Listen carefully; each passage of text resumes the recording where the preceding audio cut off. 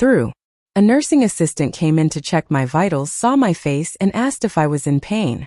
I am Rachel Bennett, and on a Wednesday afternoon in September, I was 20 slides into the most important presentation of my career, when my chest began to tighten like someone was slowly turning a vice. The conference room at Cascade Design Group held 14 people, architects, city council members, and the nonprofit director whose affordable housing project I'd spent 6 months designing. My hands trembled as I clicked to the next rendering, a 3-story complex that would house 40 families currently living in shelters. This was everything I worked toward since graduating, proof that architecture could change lives, not just fill skylines. Before we jump back in, tell us where you're tuning in from. And if this story touches you, make sure you're subscribed because tomorrow, I've saved something extra special for you. The numbers on the screen began to swim. Projected costs, unit layouts, sustainability ratings, all blurring into meaningless shapes. I reached for my water bottle, but my arm felt disconnected, moving through thick air. Someone asked about the timeline for Phase 2. I opened my mouth to answer, and the words disintegrated before reaching my tongue. The overhead lights blazed brighter, burning white at the edges of my vision. My supervisor Vanessa stood near the door, her expression shifting from supportive to concerned. I tried to smile to signal I was fine, but my face wouldn't cooperate. The tightness in my chest spread outward, radiating down my left arm in waves of numbness. This wasn't nervousness. This was something breaking inside me. The remote slipped from my fingers, clattering against the table with a sound that seemed to come from miles away. I gripped the edge of the conference table, knuckles white, trying to anchor myself to something solid. The city council member closest to me half rose from her chair, saying something I couldn't hear over the rushing in my ears. Then my knees buckled, and the carpeted floor rose up to meet me as the room tilted sideways and went dark. When consciousness returned, it came in fragments. Fluorescent lights streaking past overhead. The chemical smell of antiseptic. A blood pressure cuff squeezing my arm in rhythmic intervals. Voices speaking in calm, urgent tones using words like cardiac event and stress-induced, and extremely elevated cortisol. I was moving, being wheeled somewhere, straps across my chest and legs. A paramedic leaned into view, young with kind eyes, asking me questions I couldn't quite grasp. My name. The date. Did I know where I was? The answers felt important but impossibly far away. The emergency room at Legacy Emanuel became my entire universe for the next several hours. Machines beeped in syncopated rhythm, and 4-line fed clear fluid into my arm. Nurses moved through with practiced efficiency, checking vitals, asking about my medical history, my stress levels, whether anyone in my family had heart conditions. Dr. Peterson, the attending physician, had silver hair and steady hands. He explained that I'd experienced a severe stress-induced cardiac episode, that my heart rhythm had been dangerously irregular, that I was lucky my colleagues had called 911 immediately. He asked if there was someone I wanted them to call. I gave them my parents' numbers, both of them. My father David, who traveled constantly for his pharmaceutical sales job, but always picked up when I called. My mother Patricia, whose real estate business kept her perpetually busy, but who insisted family came first. Dr. Peterson assured me they'd been contacted, that they'd been told their daughter was in the hospital with a cardiac emergency, that they should come as soon as possible. I waited. The afternoon dissolved into evening. Nurses changed shifts. My phone sat on the bedside table, screen dark. I told myself Sacramento was only 4 or 5 hours away, that traffic could be unpredictable, that my father might have been in a meeting when they called, that my mother might have been showing a property. Reasonable explanations assembled themselves in neat rows, an architecture of denial I'd been building my entire life. They would come. They had to come. This was serious. This wasn't like missing a college graduation or forgetting a birthday. This was their daughter in a hospital bed with heart monitors and 4 lines. By 8 o'clock, the explanations started wearing thin. By 9, they'd become transparent. By 10, when the night shift nurse asked gently if anyone was coming, I had no answer. I picked up my phone with shaking hands. No missed calls. No texts. Nothing. I opened the message thread with my mother, the last exchange from 3 days ago when I'd asked about Thanksgiving plans. She'd responded with a thumbs-up emoji and, "We'll see, lots going on with Mike's Brewery." Before I could process that, before I could decide whether to call them myself, A notification banner dropped down from the top of my screen. Instagram. My brother Michael had tagged me in a post. My stomach dropped even before I tapped it. The image loaded in sharp, cruel detail. Michael standing in front of a brick building, arms spread wide, grinning like he'd won the lottery. Behind him, a sign being installed. Bennett Brothers Brewing opening spring 2024. The logo featured two beer glasses clinking together, flanked by the initials MB and DB. Michael Bennett and David Bennett. My father and my brother. Not 3 Bennetts. Just 2. But that wasn't the knife. The knife was the caption. Big day. After months of planning and family support, we're finally making the dream real. Shout out to Mom for handling all the logistics and keeping everything running smooth. Some people doubt, but real family invests in each other. Here's to the ones who show up. Hashtag Bennett Brothers, hashtag family business, hashtag dream big. I read it 3 times. Each word landed like a physical blow. Family support. Real family invests. The ones who show up. I was lying in a hospital bed with an 4 in my arm and monitors tracking my heartbeat, and my family was at a brewery opening. Not just attending. Celebrating. My mother handling logistics. My father's name on the sign. Michael's dream becoming reality with their full support, while I'd been struggling to make rent, working freelance gigs on weekends, rationing groceries to make my paycheck stretch. The comments section was filling up. Friends congratulating them. Neighbors saying how proud they must be. Someone asking, "Where's Rachel?" And my mother responding, "She's busy with her career up in Portland. Super proud of her too." With a red heart emoji. The casualness of it, the performance of care while I lay here alone, broke something fundamental inside me. I set the phone face down on the thin hospital blanket. The heart monitor continued its steady beep, proving I was alive, that my heart was still beating despite feeling like it had cracked clean. Nodded because I was just not the kind she could chart or medicate. She adjusted my 4 and told me to try to rest. That stress was the worst thing for my condition right now. Rest. As if I could sleep knowing that while I'd collapsed giving a presentation that might house 40 families, my family was toasting my brother's 3rd attempt at entrepreneurship. As if I could close my eyes without seeing that sign. Bennett Brothers. 2 names. 2 people who mattered. I thought about all the times my father had called me his little architect, had seemed genuinely interested in my work. I thought about the monthly deposits that appeared in my account, the ones I'd assumed were from him. His way of helping me build my career while paying down the crushing student loan debt. $3,500 every month like clockwork. For the past 2 years since I'd moved to Portland, I'd been so grateful, so careful with it, using it to make extra loan payments, to buy professional clothes for client meetings, to take the occasional weekend trip to stay sane. It had felt like proof that at least one parent saw me, valued my dreams even if they weren't as flashy as Michael's latest venture. But looking at that photo, at my father's name beside Michael's, at my mother's comment about logistics, something cold settled in my chest. I pulled up my banking app with trembling fingers, navigated to the account where the deposits appeared. It was an account. Preparing and narrating this story took us a lot of time, so if you are enjoying it, subscribe to our channel, it means a lot to us. Now back to the story. My mother had helped me set up in college, back when I'd needed her as a co-signer. I'd never thought about it since, just watched the balance and made my transfers. I clicked through to the account details, to the full transaction history. There, every month, like she'd said. David Bennett, $3,500, with a memo line that read, "For Rachel education and living." Every single month for 24 months. $56,000 my father had sent. $56,000 that should have helped me breathe easier. Should have gone toward my loans, my life, my dreams. But when I looked at the outgoing transactions, my blood turned to ice water. Starting 8 months ago, there were transfers. Large ones. To an account labeled M. Bennett Business. $3,000 in February. $3,500 in March.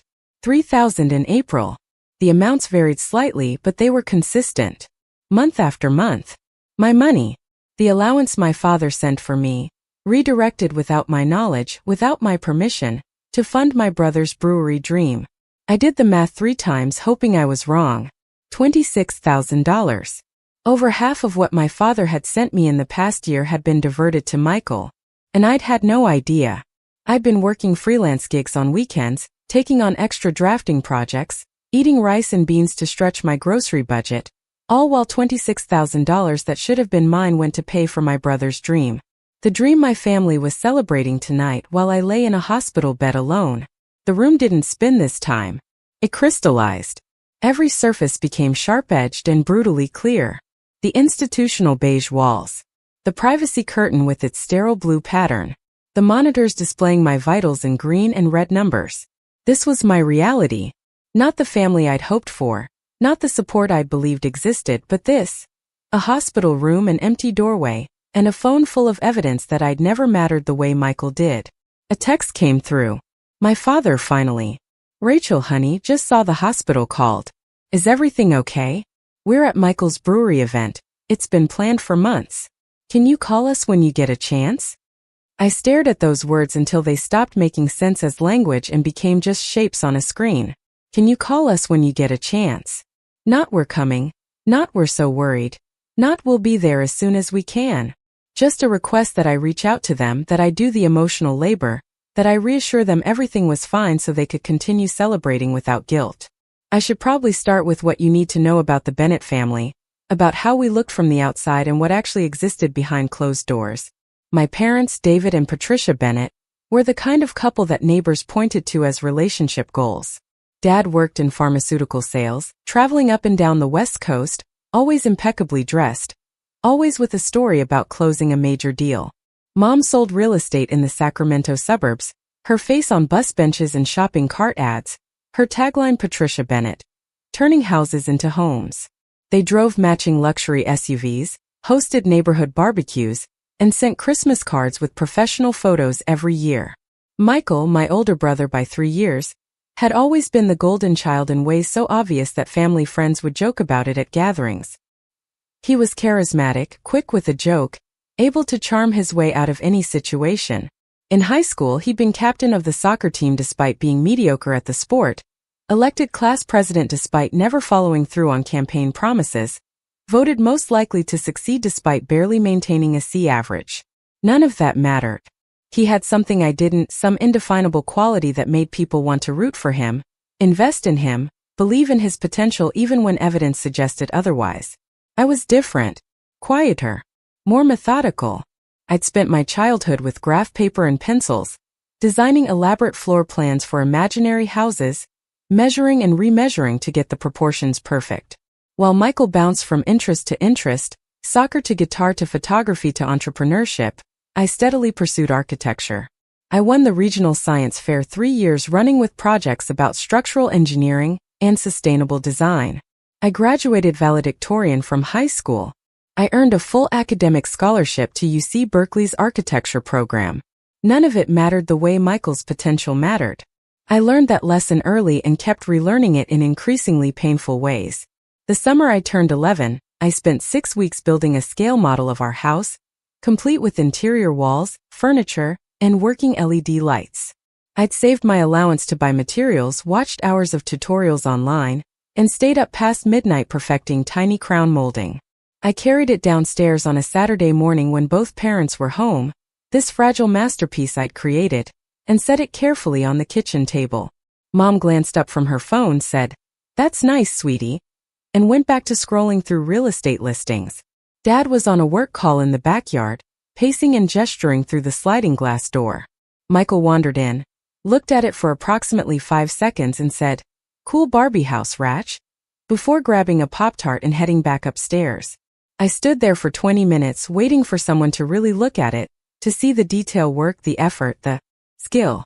Eventually, I carried it back up to my room, where it sat on my shelf collecting dust until I left for college.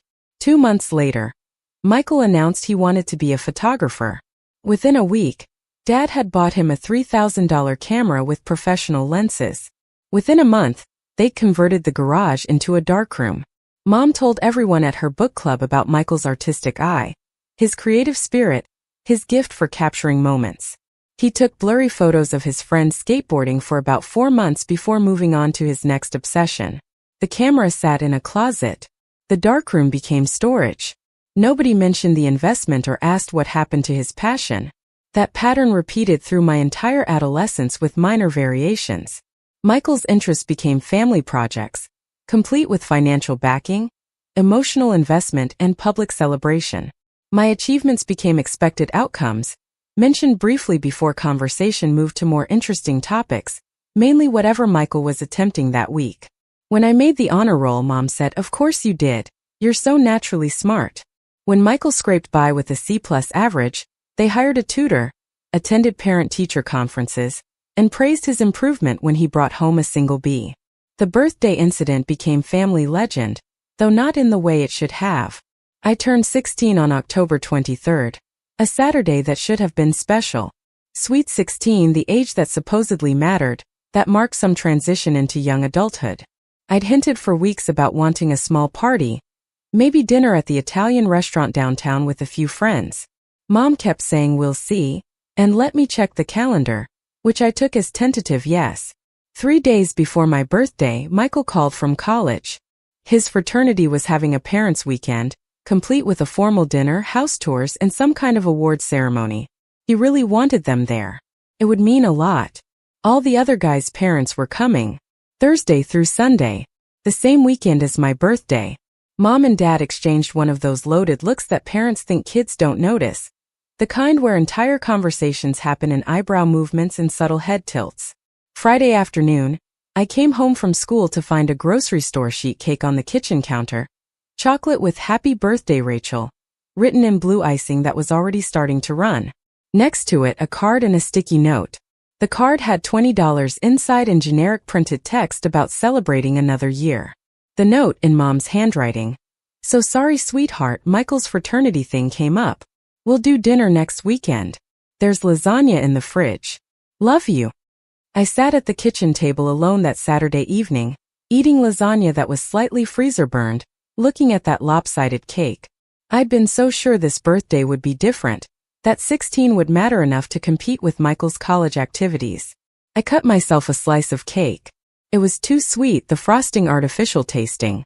I ate it anyway, watching the sun set through the kitchen window, waiting for the phone to ring. They called at 9:30, right before the fraternity dinner, a rushed minute of "Happy birthday, honey. And we'll make it up to you. And Michael says hi." We never did do that dinner. The next weekend, Mom had an important listing.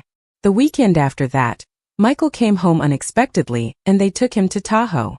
By the time my birthday came up again in conversation, it was December, and Mom said, "Oh my goodness, we never did celebrate properly. But with the holidays coming up, let's just make Christmas extra special for you." Christmas morning, I got practical gifts, clothes, and school supplies, while Michael unwrapped a ski package and lift tickets. When I pointed out they'd forgotten about my birthday dinner, Mom looked genuinely confused, as if the promise had never been made. That was the year I stopped expecting things to be different. Something hardened in me that fall, a protective shell that made it easier to watch Michael receive while I went without. I convinced myself it didn't matter, that I was self-sufficient, that needing less from them made me stronger. I threw myself into schoolwork, into my college applications, into building a future that didn't require their validation. I told myself I was choosing independence when really I was just learning to cope with being an afterthought. College was supposed to be my escape. I chose UC Berkeley specifically because it was far enough from Sacramento to feel like freedom, but close enough that they couldn't claim I'd abandoned the family. I worked 3 part-time jobs to cover expenses my scholarship didn't, spending weeknights at the library, weekends at the campus bookstore, and a coffee shop near Telegraph Avenue. I designed dorm rooms for friends, helped architecture students with their models, and slowly built a portfolio that would matter when I applied for internships. Michael, meanwhile, attended a private college in Southern California where tuition ran $40,000 a year. He pledged the most expensive fraternity, took 6 years to graduate with a business degree, and came home most weekends with laundry and an empty bank account. Dad paid for everything without question. When I asked once if there was any financial help available for my expenses, Dad got uncomfortable and said something about the scholarship covering it, about building character through work, about not wanting to make things too easy for me. 2 weeks later, I saw the invoice on his desk for Michael's fraternity dues. $3,000 for a semester. I worked an entire summer to make that much. After graduation, the pattern continued with different specifics. Michael bounced between failed business ventures, each one funded by mom and dad, each one collapsing within 18 months. First was a food truck called Mike's Bites, serving fusion tacos that nobody wanted. $12,000 for the used truck. Another $8,000 for equipment and permits. It lasted 7 months before he sold the truck at a loss and moved on. Next was a fitness app that was supposed to revolutionize home workouts. Dad invested $20,000. The app launched, got 47 downloads, and disappeared from the App Store within 3 months. Then came an e-commerce store selling imported home goods. Another $15,000. Another quiet failure nobody mentioned at family dinners. Each time, mom and dad absorbed the losses without complaint, talking about learning experiences and entrepreneurial spirit, and how success requires taking risks. Each time, Michael moved back home for a few months to regroup, eating their groceries and leaving his laundry for mom to wash, before announcing his next big idea. And each time, they listened with genuine interest, discussed his business plans over dinner, and eventually wrote another check. I graduated from Berkeley with honors and job offers from 3 firms. I chose Cascade Design Group in Portland specifically because they focused on affordable housing and urban sustainability, the kind of work that felt meaningful beyond aesthetics and profit margins. The salary was modest for an architect, $58,000 to start, but it came with benefits and mentorship in real projects. I found a tiny 1-bedroom apartment in the Pearl District, assembled IKEA furniture alone, and started building my life. Mom and dad attended my graduation but left immediately after the ceremony to get back for some commitment of Michael's I can't even remember now. We took photos in front of the Berkeley Arch, smiled and posed, and then they were gone. I went to a celebratory dinner with classmates, where everyone else had parents and siblings and grandparents filling tables, making toasts, crying proud tears. I sat at the end of a long table, checking my phone periodically, telling myself it was fine, I was used to it, their presence at the ceremony was enough. Moving to Portland should have been liberating. For the first few months it was. I loved the city's gray skies and coffee culture. The bridges spanning the Willamette. The Saturday farmers market where I'd buy fresh flowers just because I could. I walked to work along tree-lined streets, spent lunch hours sketching in waterfront parks, stayed late at the office because I wanted to, not because I had to. My apartment was small but mine, decorated with plants from the nursery and artwork from local street fairs. But loneliness has a way of creeping in through the cracks. I'd call home on Sunday evenings trying to maintain connection, trying to prove I hadn't abandoned them even though they'd been abandoning me for years. The conversations followed an identical script every single week. Mom would answer, distracted, asking surface questions while clearly multitasking. How's work? How's the weather? Are you eating enough? Before I could answer properly, she'd pivot to Michael updates. His new business plan, his networking meetings, his latest girlfriend, his struggles with this or that aspect of entrepreneurship. When I try to share my own news, my voice project that got approved or the compliment from a senior partner or the article about affordable housing that quoted my work, there would be a brief pause. That's wonderful, honey, Mom would say in a tone that suggested she was already thinking about the next thing. Then without transition, you know, Michael could really use your advice on his business plan. You're so organized. Maybe you could look at his financial projections? My achievements were opportunities to be useful to Michael. My skills existed to support his dreams. Every single call ended the same way, with me feeling hollowed out and vaguely angry at myself for expecting anything different. I'd hang up and sit on my couch, looking out at the Portland skyline, wondering why I kept reaching out to people who only reached back when they needed something. The monthly deposits started appearing in my account about 6 months after I moved to Portland. I'd been struggling more than I wanted to admit, the reality of architect salaries versus student loan payments creating a constant low-level panic I tried to ignore. My loan balance sat at $87,000, a number so large it felt abstract, meaningless, like someone else's problem I'd somehow inherited. The minimum payments took a quarter of my monthly income. After rent, utilities, groceries, and the professional wardrobe my job required, I was left with almost nothing. I picked up freelance work on weekends, drafting CAD drawings for contractors who needed permit documents but couldn't afford full architectural services. $500 here, $300 there, spent before I earned it on things like car insurance and the credit card I'd been using for emergencies that kept happening. A root canal. New tires. A laptop upgrade because my old one died during a rendering. The balance on that card crept upward despite my best intentions. $6,200 of debt that charged 18% interest and made me feel like I was drowning in slow motion. Then one morning in March, I checked my banking app and saw an unexpected deposit. $3,500 from David Bennett with a memo line reading, "For Rachel Education and Living."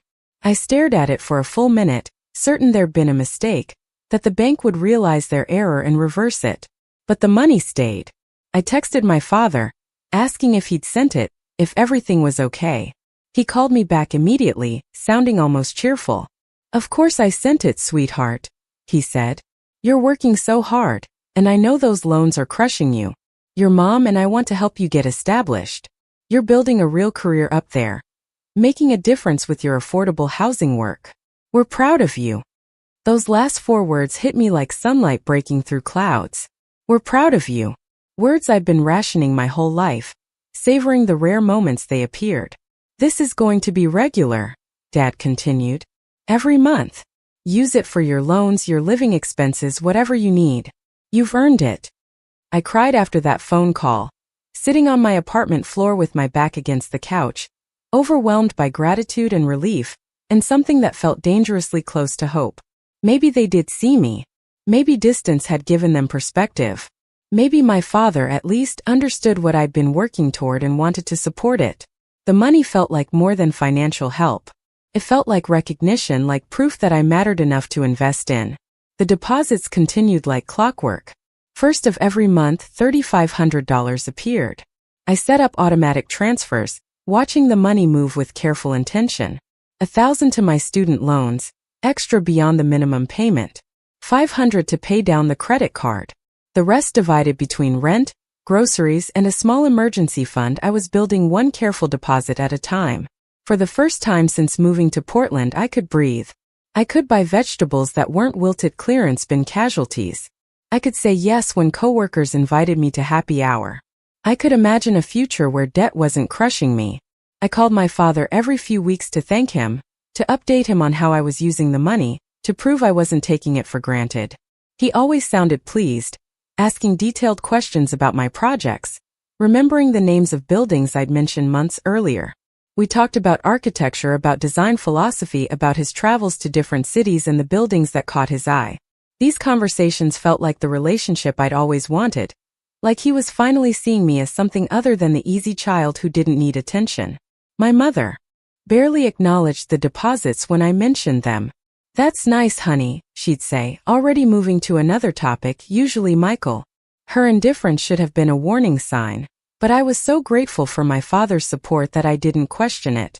I told myself she was just busy, that real estate consumed her time, that Dad was handling this particular aspect of parenting. I didn't think about the account the money went into, the one she'd helped me set up years ago when I needed a cosigner for a student checking account.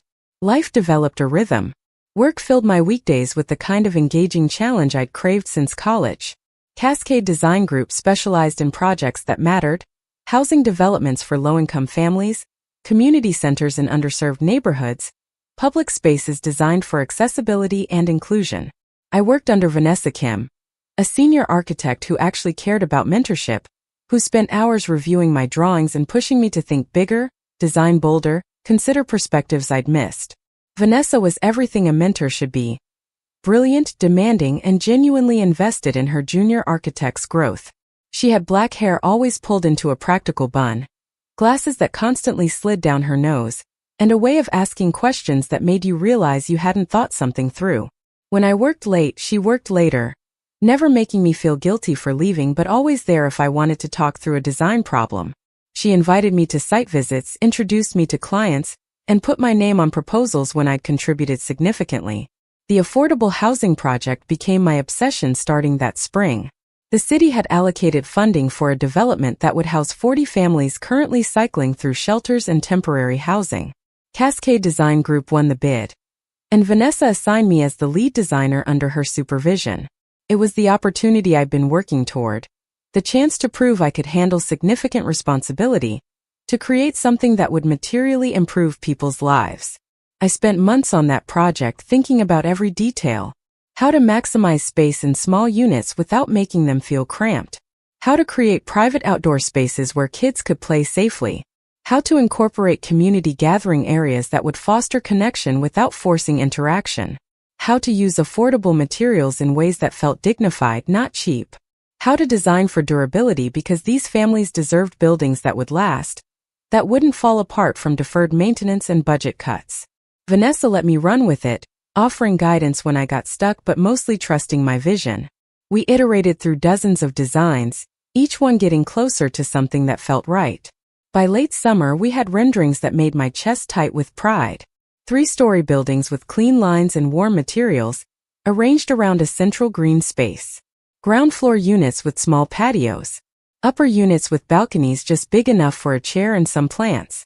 Bike storage, community gardens, a playground designed by the families who'd be living there.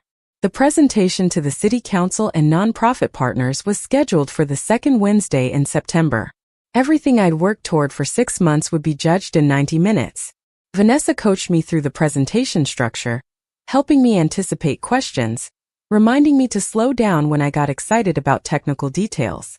The night before, I stayed at the office until midnight, rehearsing, adjusting slides, checking and rechecking the numbers because I knew someone would ask about cost per square foot and construction timeline and how we'd phase the project. My friend Marcus, who lived 2 doors down from me in my apartment building, brought me Thai food around 10 that night. He was a graphic designer freelance with a flexible schedule that meant he was often around when I needed someone. He was also one of the only people in Portland who knew my family history, not because I'd planned to tell him but because he'd found me crying on our building's roof deck one Sunday after a particularly brutal call home. Marcus had an easy warmth that made confession feel natural. He was black, originally from Oakland, with close-cropped hair and an ever-present smile that somehow never felt fake. He'd moved to Portland for similar reasons as me, wanting distance from family dynamics that had become suffocating, wanting to build something that was his. We'd bonded over being the overlooked children, the ones who'd gotten out, who were trying to prove something to people who'd never asked for proof. "You're going to kill this presentation," Marcus said that night, unpacking pad thai and spring rolls on my desk. "I've seen your renderings. This project is going to change lives." His confidence steadied me. We ate and talked about everything except architecture, his strategy for keeping me calm. He told me about a logo design he'd just finished for a nonprofit, about the new coffee shop that opened on Division Street, about absolutely nothing until my breathing slowed and my hands stopped shaking. The morning of the presentation, I woke up with that headache, the one that felt like pressure building behind my eyes. I took ibuprofen, drank coffee, told myself it was just nerves. I dressed carefully in my charcoal suit, the one I'd bought on sale at Nordstrom Rack and had tailored to fit properly because presenting to city officials required looking like I knew what I was doing.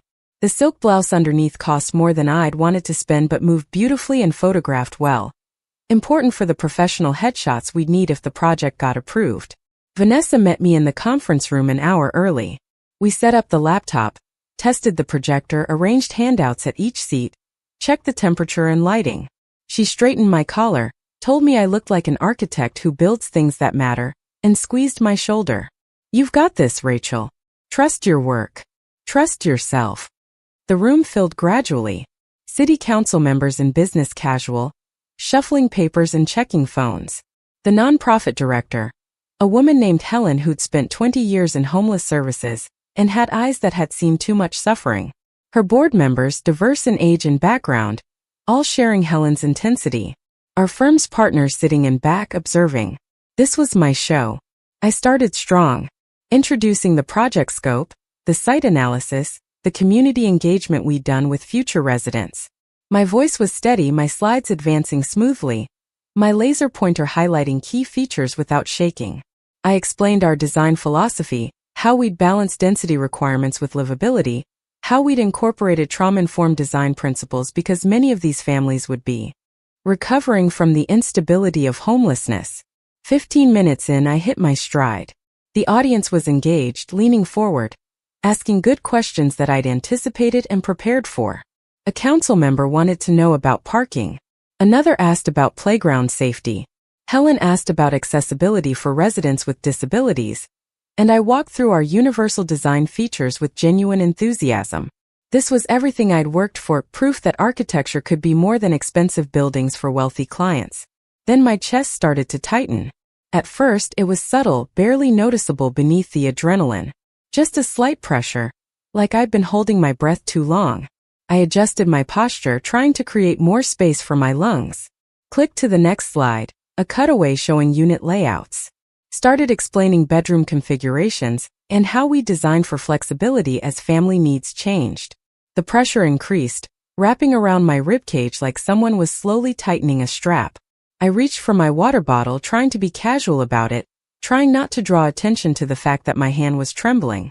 The water helped for a moment, cooling, grounding. I set the bottle down and continued, discussing construction phasing and timeline. 23 months from groundbreaking to occupancy. 18 months if we could accelerate permitting. The numbers came out right, but my voice sounded strange to my own ears, slightly distant, like I was listening to a recording. The tightness spread down my left arm. Not pain exactly, more like numbness, like my arm was falling asleep from the inside out. I tried to shake it off subtly, adjusting my grip on the presentation remote. Someone asked about sustainability features. I opened my mouth to answer, had the information right there, LEED certification and solar panels and rainwater collection, but the words tangled on my tongue. The overhead lights were too bright suddenly, blazing with an intensity that made the room feel overexposed, washed out. I blinked, trying to clear my vision, but everything stayed too sharp and too blurry simultaneously. Vanessa stood near the door, her expression shifting from encouraging to concerned. I tried to smile at her to signal I was okay, that I just needed a second, but my face felt frozen, unresponsive to my brain's commands. The remote slipped from my fingers. I watched it fall as if in slow motion, clattering against the conference table with a noise that seemed disproportionately loud. Several people looked up, attention diverted from the screen to me. I bent to pick up the remote, and the movement made the room tilt at a sickening angle. My left arm was almost completely numb now, heavy and useless at my side. I gripped the edge of the conference table with my right hand, knuckles going white with the force of holding on. The city council member closest to me, a woman in her 50s with gray-streaked hair, half rose from her chair. Her mouth was moving, saying something I couldn't hear over the rushing sound that had filled my ears. It sounded like standing next to the ocean during a storm, waves crashing so loud they drown out everything else. I tried to tell her I was fine, that I just needed a moment, but my tongue wouldn't cooperate. Vanessa was moving toward me, crossing the room quickly but still not fast enough. I saw her face, saw genuine fear there, and that scared me more than anything else. Vanessa didn't get scared. Vanessa was steady, unflappable, the person everyone turned to in a crisis. But she looked frightened now, saying my name, reaching for me as my knees decided they were done holding me upright. The carpeted floor came up fast. I remember thinking stupidly that at least it was carpet, not tile, that maybe this would hurt less than it could have. Then I was down, the ceiling tiles spinning above me, people standing and moving and voices overlapping in urgent tones I couldn't separate into meaning. Someone's hand on my wrist checking my pulse. Someone else on their phone calling 911. Vanessa's face appearing above me, telling me to stay still, telling me help was coming, telling me everything was going to be okay in a voice that didn't quite believe it. I tried to tell her about the project, about the presentation, about how we needed to finish because 40 families were counting on this.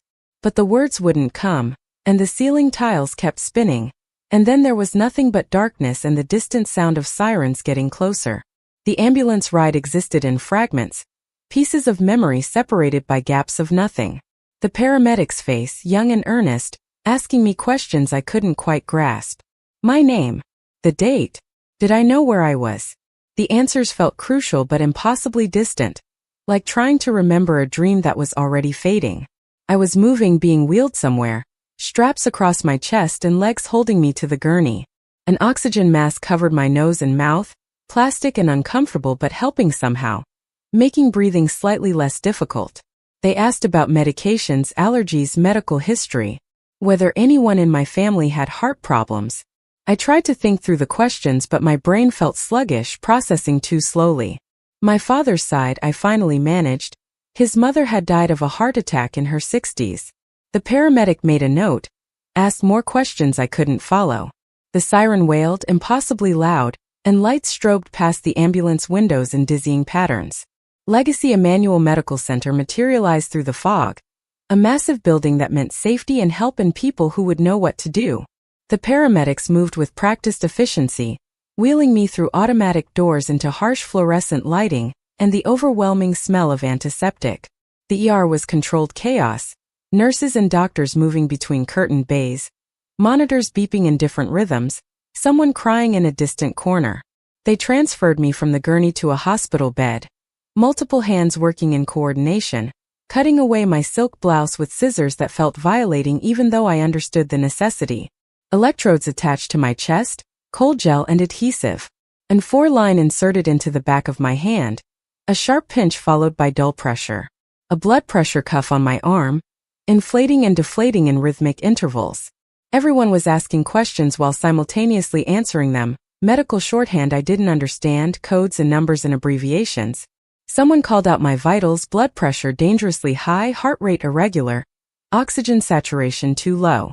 Another voice ordered medications I didn't recognize, and a nurse hung bags of clear fluid on the 4-pole. Dr. Peterson appeared maybe 20 minutes after I arrived, though time had become elastic and unreliable.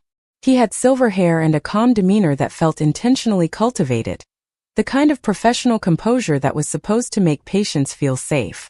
He introduced himself as the attending physician, pulled up a rolling stool, and actually looked at me like a person instead of a collection of concerning symptoms. "Rachel," he said, and I appreciated that he used my first name, that he'd checked my chart for that basic courtesy. "You've had what we call a stress-induced cardiac episode. Your heart rhythm has been irregular, your blood pressure is through the roof, and your stress hormones are elevated to levels we normally only see in extreme situations. Can you tell me what's been going on in your life?" I tried to answer, to explain about the presentation, the project, the pressure to perform.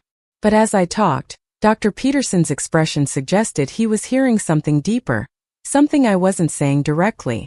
He asked about my work hours, my sleep patterns, my diet, my support system. Had I been under unusual stress? Was there anything at home or in my personal life that was causing anxiety? Did I have family nearby? That last question hit differently. Family nearby. I shook my head. Sacramento, I told him.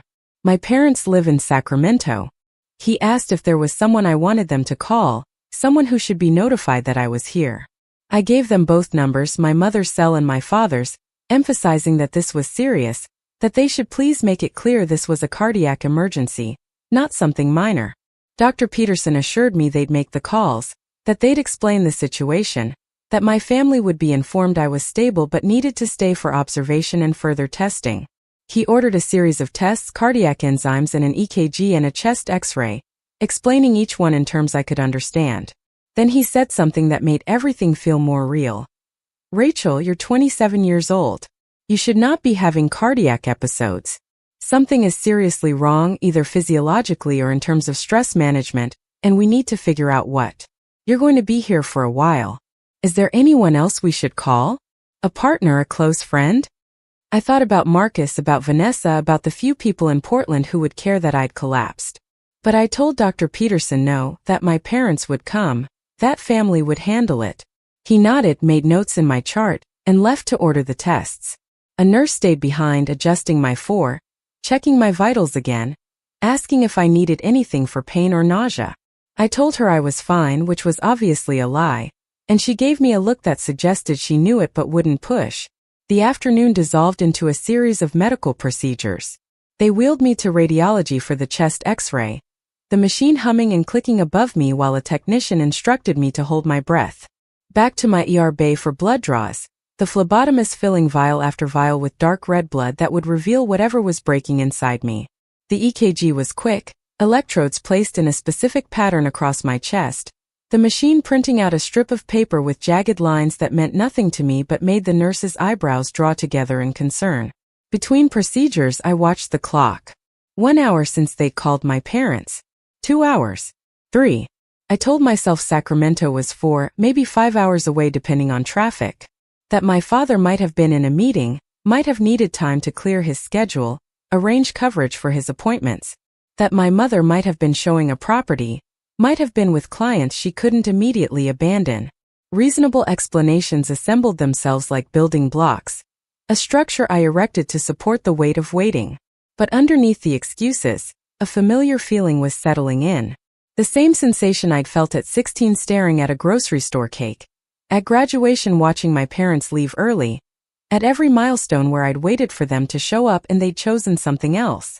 I pushed it down, told myself this was different, this was a hospital, this was serious. People didn't ignore hospital calls. People didn't choose other obligations over their daughter's cardiac emergency. A new nurse came on shift around 6, introducing herself as Claire, checking my vitals and adjusting my blankets with practiced care. She asked if my family was coming, if anyone had arrived yet.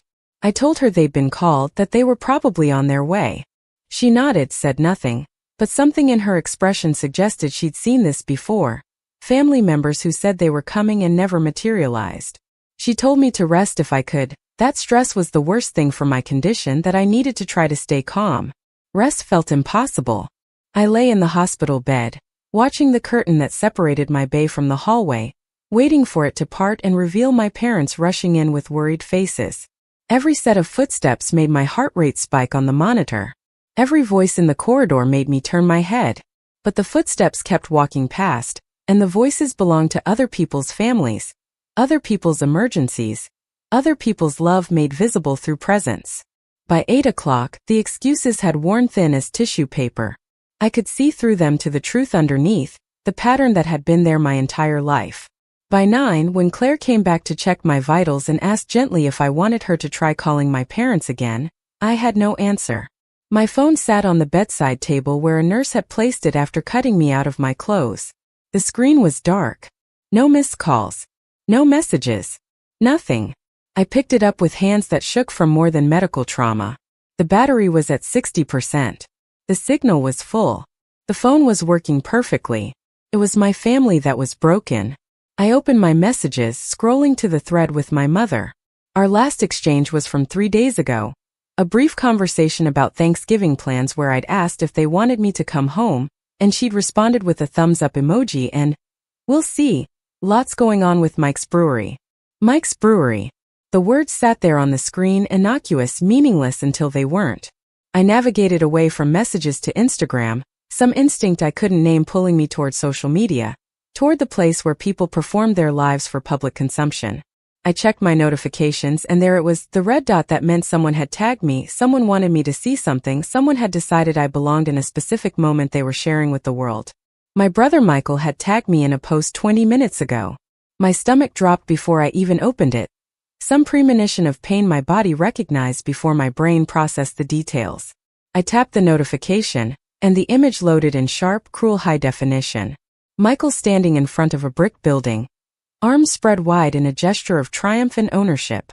Behind him, workers on ladders were installing a sign, black metal. Letters on a white background. Bennett Brothers Brewing, opening spring 2024. The logo was professionally designed, probably cost a few $1,000s, 2 beer glasses clinking together in celebration.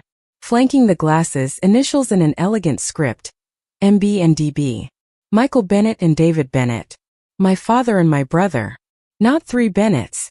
Not a family business that included everyone. Just brothers, just the men, just the ones who apparently mattered enough to have their names on the building. But the image was just the beginning. The caption was where the knife went in, twisted, carved out whatever hope I'd been protecting. Big day.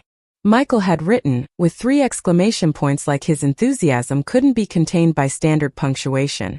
After months of planning and family support, we're finally making the dream real. Shout out to Mom for handling all the logistics and keeping everything running smooth. Some people doubt, but real family invests in each other. Here's to the ones who show up. I read that caption 5 times, each word landing like a physical blow.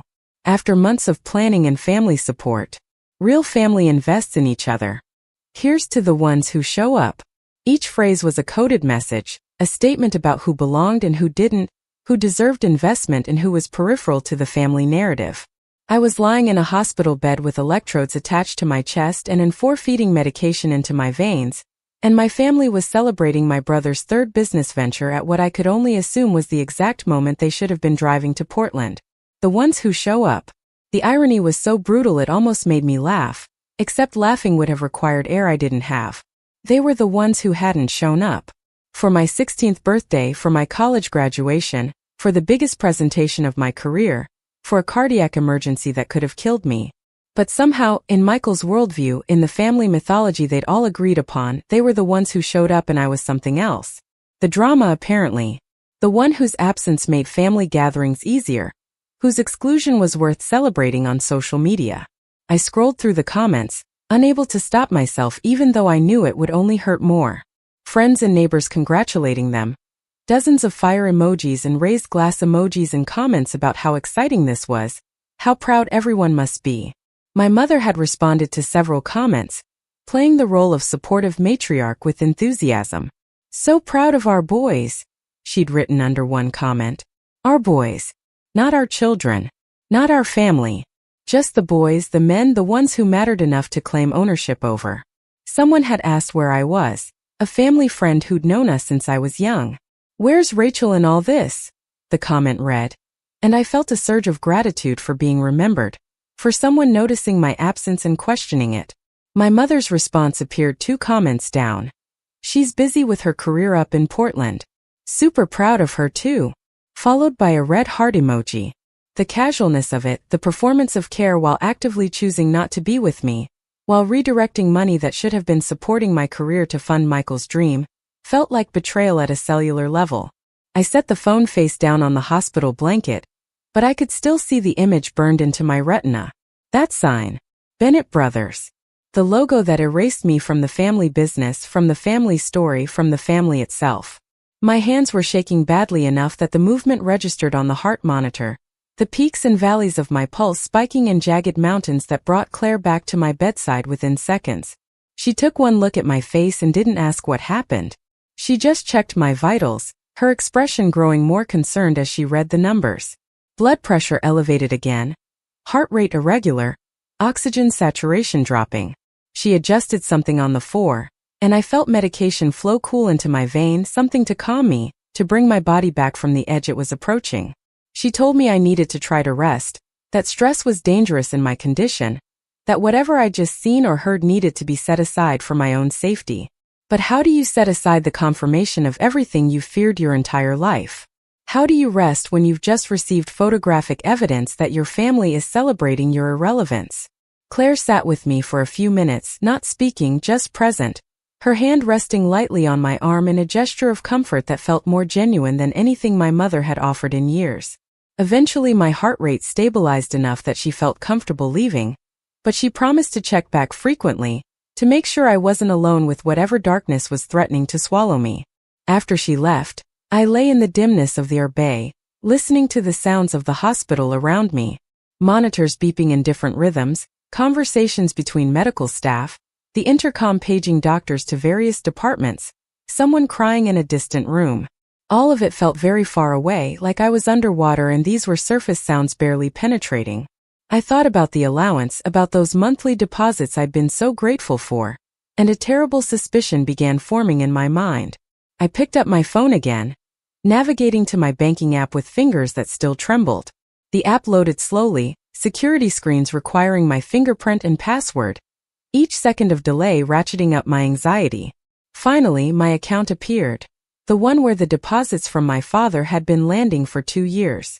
The balance was lower than it should have been, lower than my careful budgeting could explain, but I chalked that up to unexpected expenses, to my own poor money management, to anything other than what I was beginning to suspect.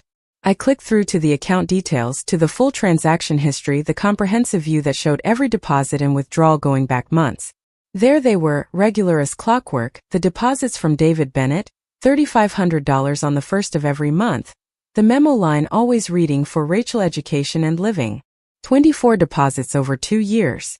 $84,000 my father had sent, money meant to help me establish my career, pay down my suffocating student loans, build a life that wasn't defined by constant financial anxiety. But when I scrolled to the withdrawal section, my blood turned to ice. Starting in February 8 months ago, there were transfers I didn't recognize. Large transfers to an account labeled M. Bennett Business. $3,000 in February. $3,500 in March. $3,000 in April. The amounts varied slightly, but they were consistent, appearing every month alongside my own withdrawals for rent and loan, payments and living expenses. Money leaving my account for Michael's business without my knowledge, without my permission, without even the courtesy of informing me it was happening. I did the math 3 times because surely I was reading it wrong. Surely there was an explanation that didn't involve the betrayal my gut was screaming about. But the numbers were unambiguous. $26,000 had been transferred from my account to Michael's business over the past 8 months. $26,000 that should have gone toward my student loans, that should have helped me build the emergency fund I desperately needed, that should have given me breathing room and security, and the ability to take risks in my career without constant fear of financial catastrophe. Instead, it had funded a brewery. The brewery I was looking at in that Instagram photo, the one with the sign that proclaimed Bennett Brothers, the business venture that my family was celebrating while I lay alone in a hospital bed. The money my father had sent for my education and living had been quietly, systematically stolen and redirected to support Michael's dream. And the only person who could have done that, the only person with access to my account, was my mother. The account had been set up when I was in college, back when I'd needed a cosigner for a student checking account. My mother had come with me to the bank, had provided her information, had helped me navigate the paperwork. At the time it had seemed like a kindness, a rare moment of maternal support. I'd never thought to remove her access after I graduated, after I started earning my own money. The account had just continued existing, a financial infrastructure I rarely examined because I trusted that the money my father sent was mine, that no one would touch it without asking. But my mother had access. My mother, who handled logistics according to Michael's Instagram caption, who kept everything running smooth. My mother, who'd been taking money meant for me and giving it to her favorite child, her golden boy, her son whose dreams apparently mattered more than his sister's survival. The betrayal was so complete, so calculated, that it took my breath away more effectively than the cardiac episode had. I looked at the dates again, trying to understand the timeline. The transfers had started in February. Michael's brewery planning, according to his social media history, had started around the same time, which meant my mother had looked at my father's deposits, money explicitly designated for my education and living expenses, and had decided that Michael's business venture was a better use of those funds. She'd made that choice every single month for 8 months, watching my father send money for me and redirecting it to Michael, never once mentioning it to either of us. Did my father know? The question felt crucial. Had he been complicit in this, agreeing that Michael's brewery was more important than my student loans? Or had my mother done this without his knowledge, intercepting the money he thought was supporting me, and using it to fund the son she'd always preferred? I wanted desperately to believe my father was innocent, that his phone calls asking about my work and my projects had been genuine, that his pride in my career wasn't performative. But I'd been wrong about so many things regarding my family that I couldn't trust my own judgment anymore. My phone buzzed in my hand, and for a wild moment I thought maybe it was my father calling to explain, to apologize, to tell me there'd been a terrible mistake and he was on his way to Portland right now. But it was just a text message, and when I saw who it was from, my stomach dropped even further than I'd thought possible. My father. Finally. 8 hours after the hospital had called him, 8 hours after he'd been told his daughter was in the emergency room with a cardiac emergency, he was reaching out. The message appeared on my screen in gray text against the white background, clinical and detached. Rachel, honey, just saw the hospital called. Is everything okay?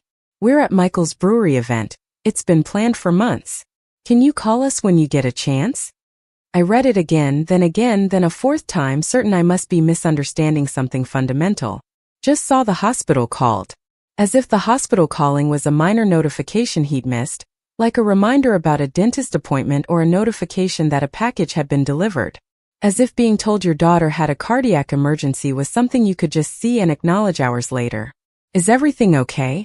A question that would have been reasonable if asked immediately, if followed by "we're on our way," but became almost grotesque when sent 8 hours after the fact from a brewery celebration. We're at Michael's brewery event. It's been planned for months. An explanation, an excuse, a justification for why he hadn't come, why he'd ignored the hospital's call for 8 hours. As if planning timeline mattered more than his daughter's health, As if a brewery opening was less reschedulable than a cardiac emergency. As if months of planning for Michael's dream outweighed years of my existence. Can you call us when you get a chance? The final insult, asking me to do the emotional labor, to reach out to them, to reassure them that everything was fine so they could continue celebrating without the inconvenience of guilt. I stared at those words until they stopped resembling language and became just shapes, abstract patterns that had no meaning because the meaning was too painful to hold. My father, the one I'd thought cared, the one who'd sent money every month with notes about being proud of me, couldn't be bothered to leave a brewery opening when told his daughter was in the hospital. He'd seen the notification and made an active choice to stay, to prioritize Michael's event, to ask me to call him when convenient rather than dropping everything to be there. The phone felt toxic in my hand, radioactive with betrayal. I wanted to throw it across the room, to watch it shatter against the wall, to destroy the device that kept delivering evidence of how little I mattered to the people who were supposed to love me unconditionally. But that would have brought nurses running, would have required explanations I didn't have the strength to articulate, so I just set it carefully on the bedside table and watched it like it might detonate. Claire returned a few minutes later, drawn by the monitor that was once again showing my distress in real-time data. She looked at the screen, then at my face, then at the phone sitting accusingly on the table. She didn't ask what happened. She just adjusted my medication again, added something to my four that made the edges of the world soften slightly, made the pain a half step further away. She told me that the test results would be back soon, that Dr. Peterson would want to discuss them, that I needed to try to stay calm until then. Staying calm felt like an impossible directive, like asking someone to stay calm while their house burned down around them. But the medication helped, dulling the sharp edges of panic into something more like profound exhaustion. I closed my eyes, not sleeping but retreating, pulling back from the situation into some internal space where the betrayal couldn't quite reach. I thought about all the sacrifices I'd made, all the weekends spent doing freelance work, all the times I'd eaten rice and beans to stretch my budget, all the professional opportunities I'd turned down because they didn't pay enough to cover my loans. And the entire time there had been money, $26,000 that should have been mine, that my father had sent specifically for me, that my mother had stolen and given to Michael. While I'd been working myself into a cardiac episode, literally destroying my health trying to make ends meet, my family had been using my money to fund a brewery that had my brother's and father's names on it but not mine. The cruelty of it was almost elegant in its completeness. I thought about the presentation I'd been giving when I collapsed, about those 40 families who needed housing, about the affordable design work that had consumed my life for 6 months. I poured everything into that project because it mattered, because architecture could change lives, because being an architect meant something beyond profit margins and trophy buildings. And I destroyed my health doing it, pushed my body past its limits, all while my family had been systematically undermining me financially while pretending to support me. The curtain to my bay parted, and Dr. Peterson stepped through, tablet in hand, expression serious. He pulled up the rolling stool and sat at eye level with me, a gesture I appreciated even through the fog of exhaustion and medication. He explained that the test results were back, that they showed severely elevated stress hormones, inflammation markers that suggested chronic stress over months, and cardiac indicators that meant my heart had been under significant strain for longer than just today. "Rachel," he said carefully, "your body is telling a story about prolonged extreme stress. This didn't happen overnight. You've been pushing yourself past healthy limits for a long time. And today your body finally said enough. We need to understand what's causing this level of stress so we can address it, or this will happen again, possibly with worse outcomes." He paused, glanced at the empty chairs where family should have been sitting. "Has anyone come? Your parents?" I shook my head, and even that small movement felt exhausting. Dr. Peterson's expression shifted, something like understanding mixed with concern. He asked permission to be direct, and when I nodded, he said something that cut through the medication and the shock and the exhaustion. "In my experience, when someone has a cardiac episode at 27 with no underlying heart disease, and their family doesn't come to the hospital, there's usually a connection between those two things. Stress doesn't just come from work. It comes from relationships, from family dynamics, from feeling unsupported in fundamental ways."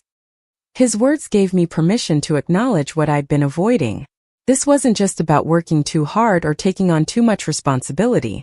This was about spending 27 years trying to earn love from people who decided I wasn't worth the investment, about literally working myself into heart failure trying to prove I deserved the support they gave Michael without him having to ask.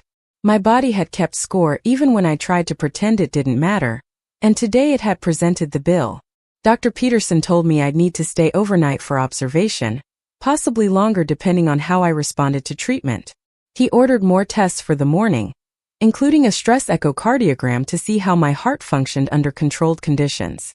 He prescribed medication to regulate my heart rhythm and blood pressure, and he strongly recommended I speak with the hospital's social worker about stress management and support systems. Then he asked the question that made my eyes finally fill with tears. Is there someone we can call who will actually come? A friend, a partner, anyone who should be here with you? I thought about Marcus, about how he'd brought me Thai food the night before, about his easy warmth and genuine care. I thought about Vanessa, about how she'd looked genuinely frightened when I'd collapsed, about how she'd been more of a mentor and support in 2 years than my parents had been in 27. I gave Dr. Peterson Marcus's number and asked if someone could call him, explained that I was okay but needed to stay overnight, that I could use a friend. Dr. Peterson promised someone would reach out immediately, and then he left me alone with my thoughts and the steady beep of the heart monitor that was still, against all odds, keeping rhythm. Marcus arrived within an hour, slightly out of breath like he'd run from the parking garage. He appeared around the curtain with a backpack slung over one shoulder and an expression of barely controlled worry. When he saw me in the hospital bed, connected to machines and looking probably as terrible as I felt, his face crumpled slightly before he caught himself and moved to the chair beside my bed. He set down the backpack and took my hand carefully, avoiding the 4-line, and just sat with me in the kind of comfortable silence that only real friends can manage. Eventually, I told him everything. About the Instagram post, about the brewery, about the money my mother had been stealing, about my father's text message asking me to call when I had a chance. Marcus listened without interrupting, his hand steady around mine, his presence grounding me in a way I desperately needed. When I finished, he was quiet for a long moment before saying, "Rachel, you know this is financial abuse, right? Like legally, what your mother did is theft. And what your parents are doing right now, choosing a brewery opening over their daughter's cardiac emergency, that's not normal. That's not okay. That's not something you have to accept or make excuses for." Hearing someone name it, call it what it was without softening the edges or making allowances for family bonds, felt like permission to be angry. I'd spent so long making excuses, constructing elaborate justifications for their behavior, telling myself I was too sensitive or expecting too much. But Marcus was right. This was abuse, financial and emotional, systematic and deliberate. And I didn't have to pretend it was anything else. Claire came back with dinner, hospital food on a tray that Marcus immediately assessed and declared insufficient.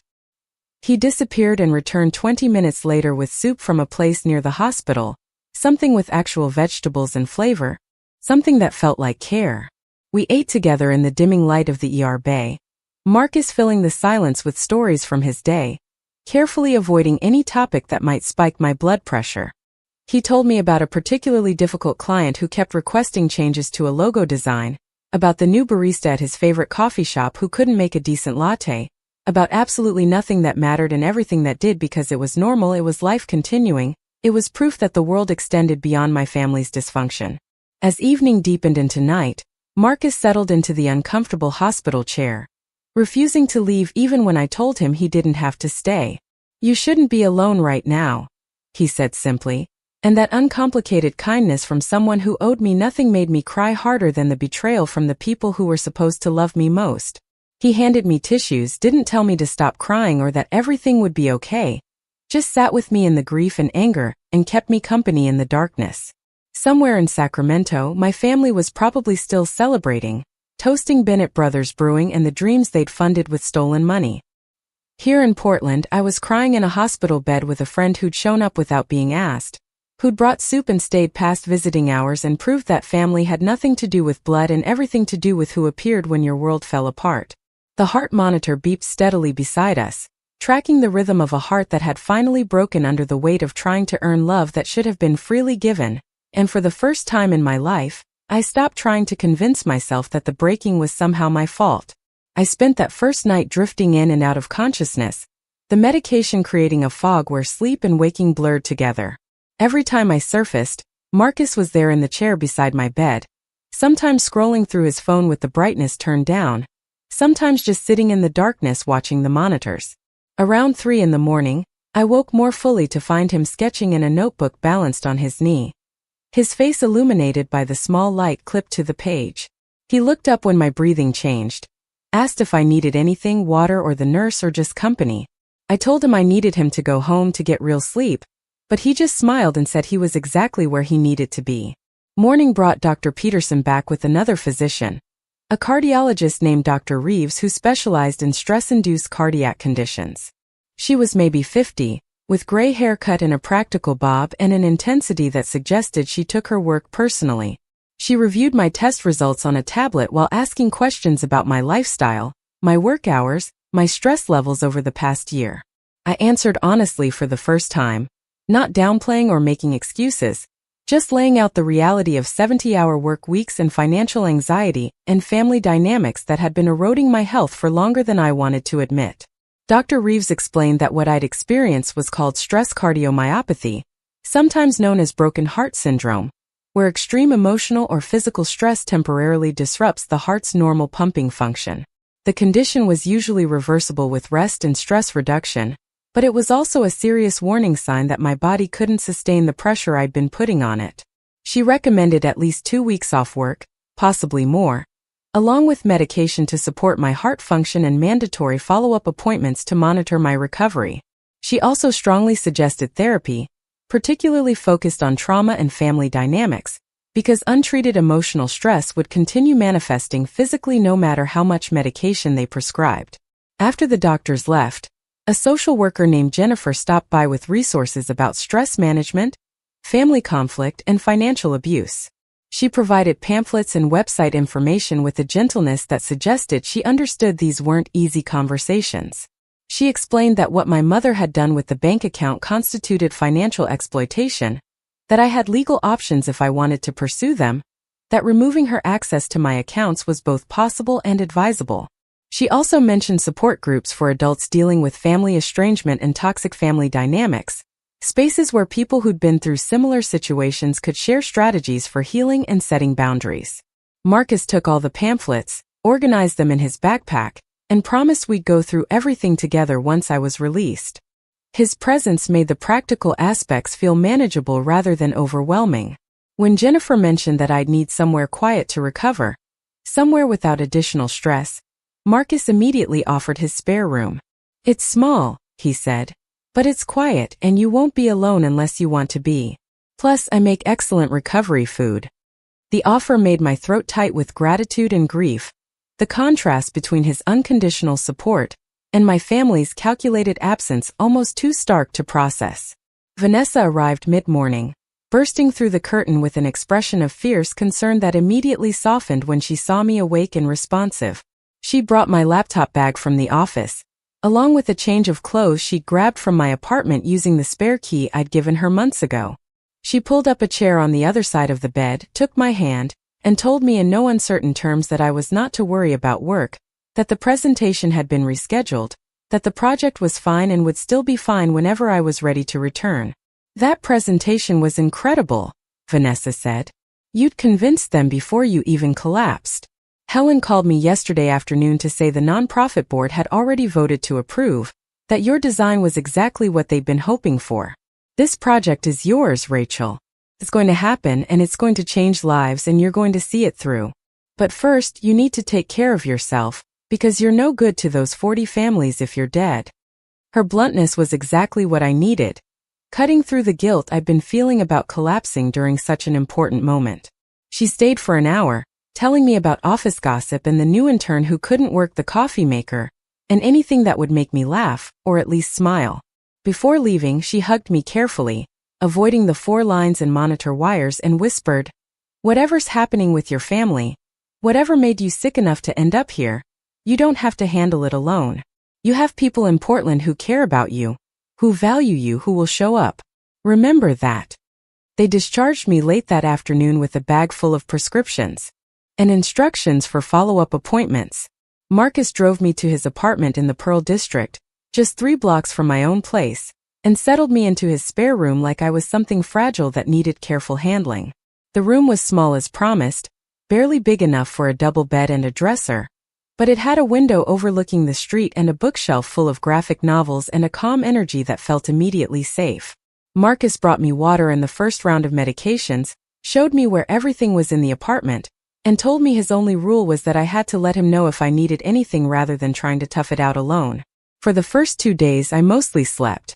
The exhaustion was profound, not just physical but emotional, like my body had been holding itself together through sheer determination, and was now demanding payment for all those years of pushing too hard.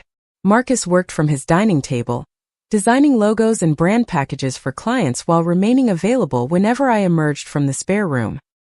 He cooked simple meals that I could eat in bed, brought me tea without being asked, and maintained a running commentary about nothing important that kept me tethered to normalcy. My phone sat on the bedside table, mostly ignored. My parents had each sent one additional message. My mother said, "Rachel, please call us. We're very worried and don't understand why you're not responding." My father's was similar. "Honey, I know you're upset, but we need to talk about this. Call when you can." Both messages shared a common feature. They positioned my silence as the problem, my lack of response as the crisis requiring resolution, rather than acknowledging their absence during an actual emergency or the financial theft that had funded their celebration.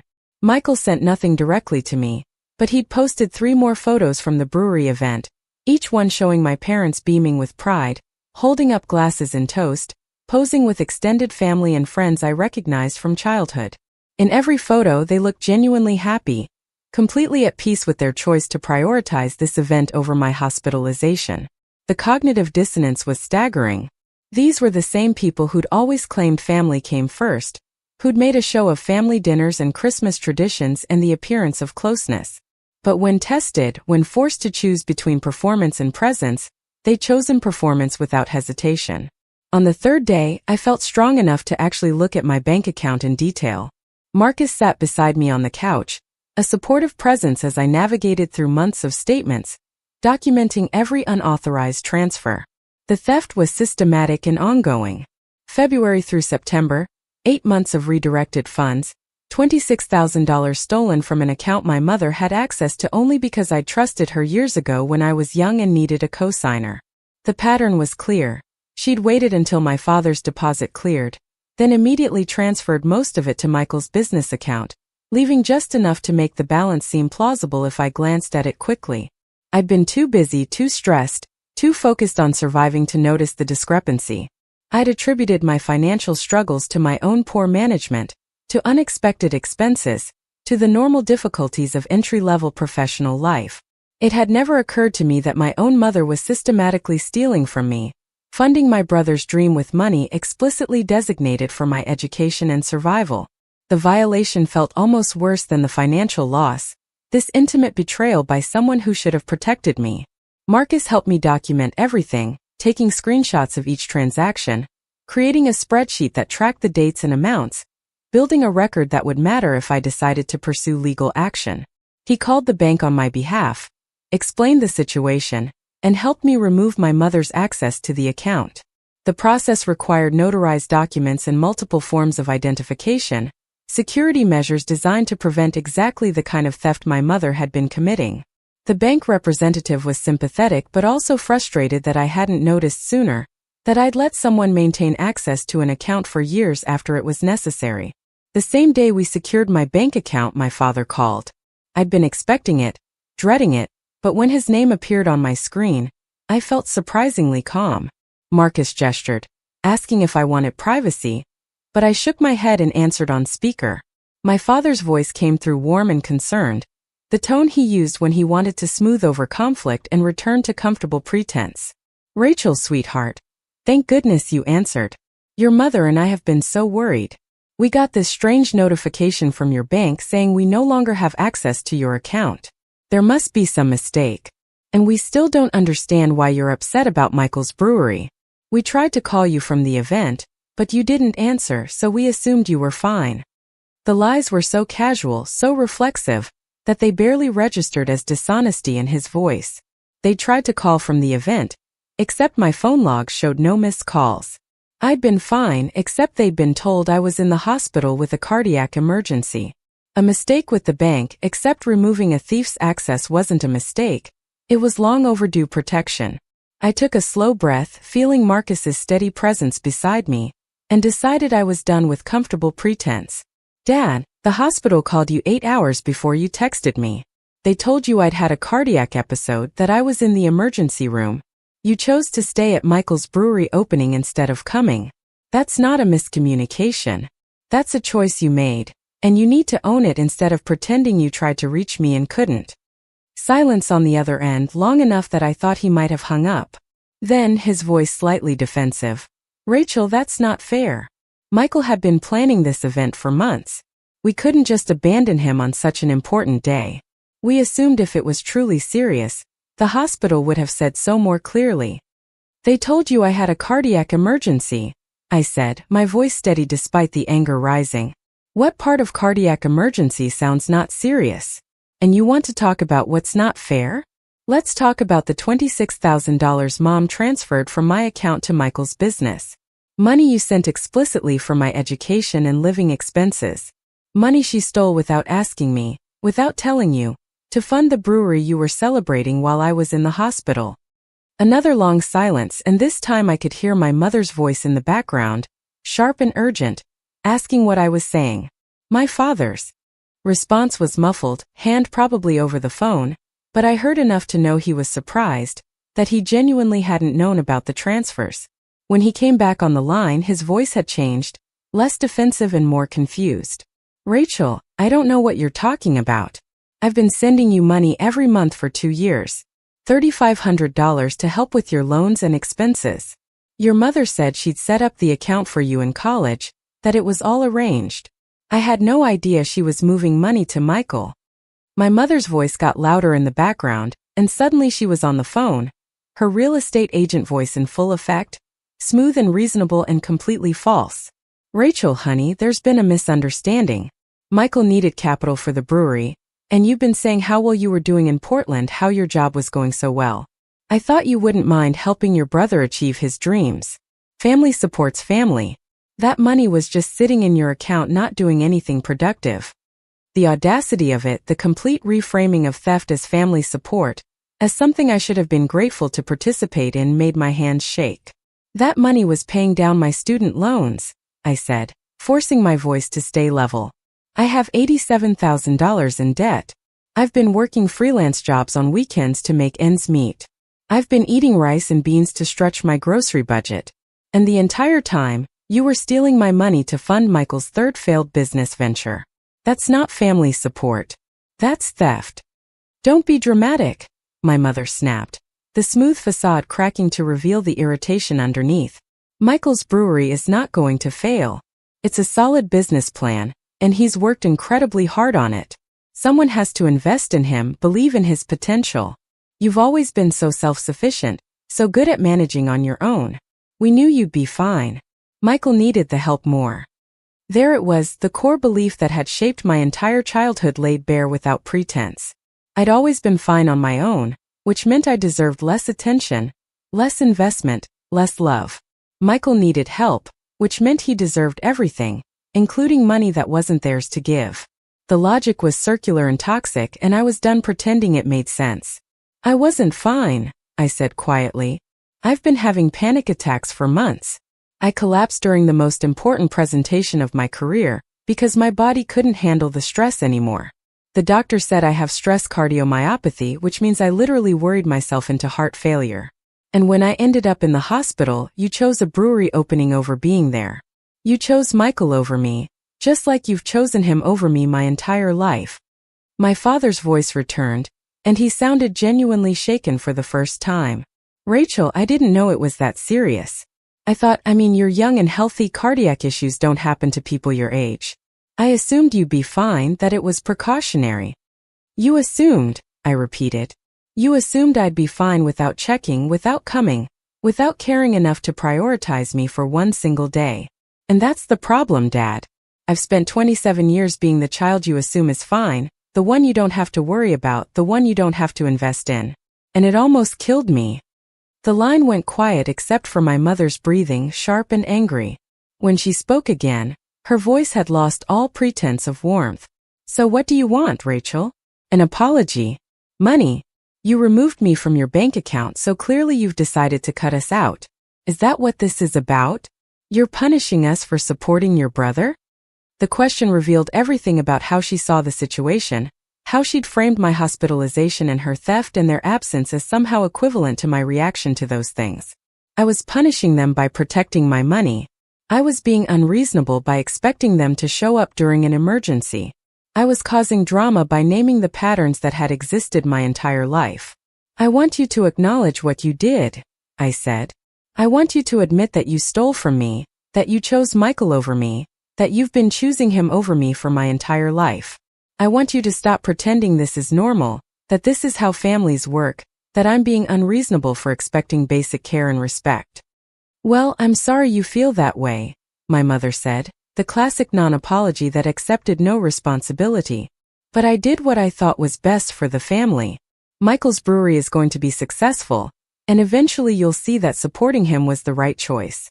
You've always been too sensitive, too focused on keeping score instead of being happy for your brother's achievements. There it was again, the reframing that made my hurt feelings the problem, my accurate accounting of neglect into scorekeeping, my entirely reasonable expectation of equal treatment into jealousy. I felt Marcus's hand on my shoulder, grounding me, reminding me I didn't have to continue this conversation, that I didn't owe them more explanation or justification. I'm not keeping score, I said. I'm recognizing a pattern and choosing not to participate in it anymore. I'm setting boundaries. And the first boundary is this. I will not have a relationship with people who steal from me, and then act like I'm being unreasonable for objecting. You took $26,000 that wasn't yours. You need to pay it back. My mother laughed, actually laughed, a sharp bitter sound. We don't have that money anymore, Rachel. It's invested in the brewery. Equipment, renovations, licensing fees. It's not liquid. And frankly, I don't think we owe you anything. That money came from your father's business account, which means it's family money, and I decided Michael needed it more. If you can't understand that, if you can't support your own brother, then maybe you're not the family-oriented person we thought you were. The irony of her accusing me of not being family-oriented while she defended stealing from me to fund my brother was so absurd it made me want to laugh or cry or both. But mostly I just felt tired, bone-deep exhausted by the effort it took to maintain relationships with people who fundamentally didn't value me, who saw my existence as less important than my brother's comfort, who'd watch me work myself into heart failure before they'd redirect even a fraction of their investment away from the golden child. Then I guess I'm not, I said. I'm not going to keep trying to earn love from people who've decided I'm not worth it. I'm not going to keep making excuses for why you don't show up, why you don't invest in me, why you steal from me and call it family support. I'm done. My father tried to interrupt, his voice taking on a pleading quality I'd never heard before. Rachel, don't say that. Don't throw away your family over money. We can work this out. Maybe your mother made a mistake with the transfers. Maybe we should have come to Portland, but we're still your parents. You can't just walk away from family. I'm not walking away, I said. I'm standing still. You're the ones who've been walking away my entire life. I'm just finally admitting it instead of pretending your absence is somehow my fault. I hung up before they could respond, before my father could try to negotiate or my mother could launch into another justification. My hands were shaking, and my heart rate was elevated enough that the Fitbit Marcus had lent me buzzed with a warning to breathe slowly and calm down. But underneath the anxiety was something that felt like relief, like I'd finally said the things I'd been swallowing for decades, like I'd finally stopped performing the role of the easy child who didn't need anything. Marcus pulled me into a careful hug and I cried against his shoulder for a long time, not because I was sad exactly, but because ending something that had been slowly killing me still hurt, still felt like losing even when keeping it would have cost me more. He didn't offer platitudes or tell me everything would be okay or suggest that maybe they'd come around eventually. He just held me while I cried, and then made tea, and put on a mindless cooking show that required no emotional investment, and sat beside me on the couch, proving that support didn't have to be complicated or conditional. The next 2 weeks passed in a strange suspended state. I attended follow-up appointments with Dr. Reeves, who monitored my heart function and adjusted my medications and continued recommending therapy with increasing insistence. I started seeing a counselor who specialized in family trauma, a woman named Dr. Patel who helped me understand that what I'd experienced wasn't just garden-variety parental favoritism, but a systematic pattern of emotional neglect and financial abuse. She used terms like golden child and scapegoat, explained family systems where one child receives all the investment and validation, while another child is relegated to supporting role, expected to be self-sufficient and undemanding. Hearing my childhood explained through therapeutic frameworks felt both validating and devastating. Validating because someone with credentials was confirming that my experiences weren't normal, weren't my fault, weren't something I should have just handled better. Devastating because it made clear how much time I'd wasted trying to earn love from people who decided before I could even understand what was happening that I wasn't worth their full investment. Dr. Patel assigned homework, exercises for building self-worth independent of external validation, strategies for setting and maintaining boundaries with family members who didn't respect them. Vanessa brought work to me in careful doses, designed problems I could solve from Marcus's couch, small tasks that kept my brain engaged without overwhelming my still recovering system. The affordable housing project moved forward on schedule, and she made sure I knew my work was valued, that my collapse hadn't damaged my professional reputation, that Cascade Design Group wanted me back when I was ready. She also mentioned carefully that the partners had discussed the timeline I'd been keeping before the collapse, the 70-hour weeks and weekend work, and they'd agreed that better work-life balance needed to be built into project schedules. "We don't want you back if it means killing yourself," she said bluntly. "The work matters, but you matter more." Marcus's spare room became my temporary sanctuary, a space where I could heal without performance or pretense. He worked his graphic design projects during the day while I read or sketched or attended therapy appointments via video call. Evenings we cooked together, simple meals that felt like collaboration rather than obligation. He introduced me to his friend group, designers and artists who gathered for game nights and bad movie marathons and conversations that never felt like I had to prove I deserved to be included. They accepted Marcus's explanation that I was recovering from a health crisis and staying with him temporarily, and they folded me into their social circle with an ease that made me realize how much energy I'd been spending trying to fit into my own family. 3 weeks after my collapse, a letter arrived at my apartment, forwarded by a neighbor to Marcus's address. Official letterhead, legal language, my parents' attorney explaining that they disputed my characterization of the bank transfers as theft, that the money had been used for family purposes with family assets, that I had no legal standing to demand repayment. The letter suggested that pursuing legal action would be expensive and ultimately futile, that family court judges rarely sided with adult children in disputes over parental financial decisions, that I should consider the emotional cost of dragging my family through litigation. The letter was designed to intimidate, to make me feel like I had no recourse, like accepting their theft was my only option. But Jennifer, the hospital social worker, had connected me with a legal aid attorney who specialized in financial exploitation. I forwarded the letter to her, and she responded within hours with her own letter, laying out exactly how what my mother had done constituted theft regardless of the account's cosigner status, how the explicit designation of funds for my education and living expenses created a legal obligation that had been violated, how my parents' attorney's letter was mostly bluff designed to avoid actual legal consequences.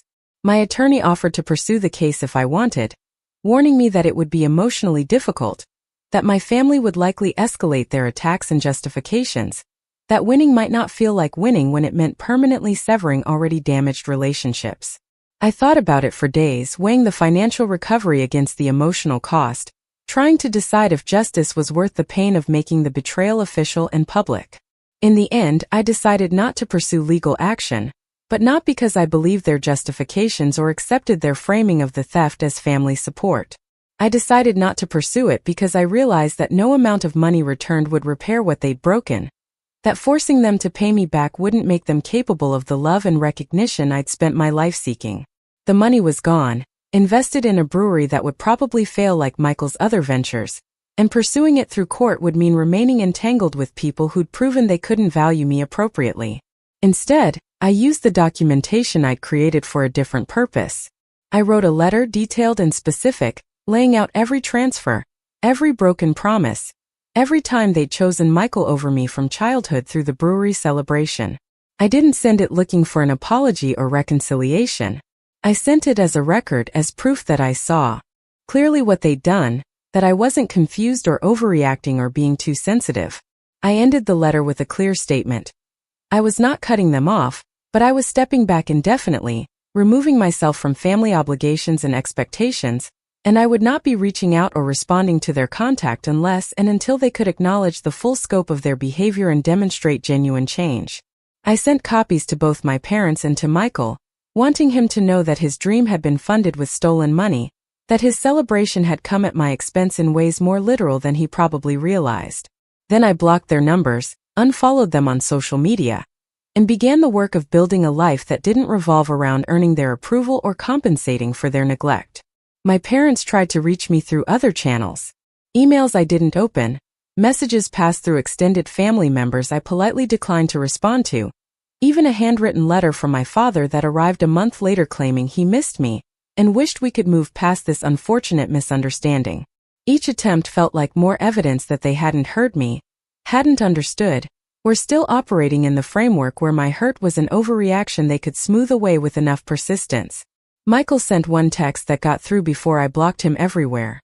I don't know what Mom did with your money, but the brewery is going to succeed, and when it does, I'll pay you back with interest. You're my sister. I don't want us to be enemies over this. The message revealed his complete misunderstanding of the situation, his belief that this was about money rather than decades of being rendered invisible, that financial repayment could resolve wounds that had nothing to do with dollars. I didn't respond. There was nothing to say that I hadn't already said, and explaining further would have required emotional labor I was no longer willing to provide. By the time I returned to work 6 weeks after my collapse, I'd moved into a new apartment, a one-bedroom in a different building with a balcony overlooking a small park. Marcus helped me move, along with Vanessa and several coworkers who'd become friends. We spent a Saturday carrying boxes and assembling furniture and ordering pizza, and it felt like the kind of family gathering I'd always imagined existed somewhere, people showing up because they wanted to, because they cared, because helping was what friends did without needing to be asked. The affordable housing project broke ground that fall, and I attended the ceremony with Vanessa and the nonprofit team and the families who would eventually live in the buildings I designed. Helen, the nonprofit director, gave a speech about how architecture could be an act of love, how designing with dignity for people experiencing homelessness was revolutionary work. She thanked our firm, thanked me specifically for the vision and care that had gone into every detail. I stood there in the autumn sun, watching construction crews prepare the site, and felt something that might have been pride untainted by the need for parental approval, satisfaction that existed independent of external validation. Marcus threw me a celebration dinner that night, inviting the people who'd become my chosen family over the past year. Vanessa brought wine and stories about the office. Dr. Patel came as a friend rather than a therapist, having transitioned me to maintenance sessions now that I'd done the intensive work of unpacking family trauma. Co-workers and neighbors filled Marcus's apartment with warmth and laughter and genuine celebration of my achievement. No one compared my success to a sibling's. No one qualified their pride with suggestions about how I could have done better. No one left early for someone else's event. They were there for me, completely and without reservation, and that simple fact felt more healing than any amount of therapy or medication. I still thought about my parents sometimes, wondered if they'd realize what they'd lost by choosing investment in Michael over relationship with me, wondered if the brewery would succeed or fail, wondered if they ever looked at photos from my housing project and felt regret. But the wondering was different now, less desperate, more anthropological. I was curious about them the way you might be curious about people you used to know, people whose choices had taken them down a path you no longer traveled. The stress cardiomyopathy resolved completely within 3 months, my heart function returning to normal according to follow-up tests. Dr. Reeves cautioned that I'd always be at risk for recurrence if I didn't maintain better stress management and work-life balance, that my body had shown me its limits and I needed to respect them. I took the warning seriously, cutting my work hours to sustainable levels, building in time for pottery classes and hiking and the farmer's market on Saturday mornings. I learned to recognize when I was sliding back into old patterns of overwork and self-sacrifice, and I'd force myself to stop, to rest, to remember that my worth wasn't measured in productivity or achievement. A year after my collapse, Michael's brewery closed. I learned about it through a mutual acquaintance who didn't realize we were estranged, someone who mentioned in passing that it was such a shame about Bennett Brothers, that they'd had a good concept but couldn't sustain the costs. I felt no satisfaction in the failure, no vindication that my stolen money had been wasted. Mostly I felt sad for Michael, who'd been raised to believe he deserved unlimited support regardless of track record, who'd been set up to fail by parents who'd always bailed him out rather than letting him learn from natural consequences.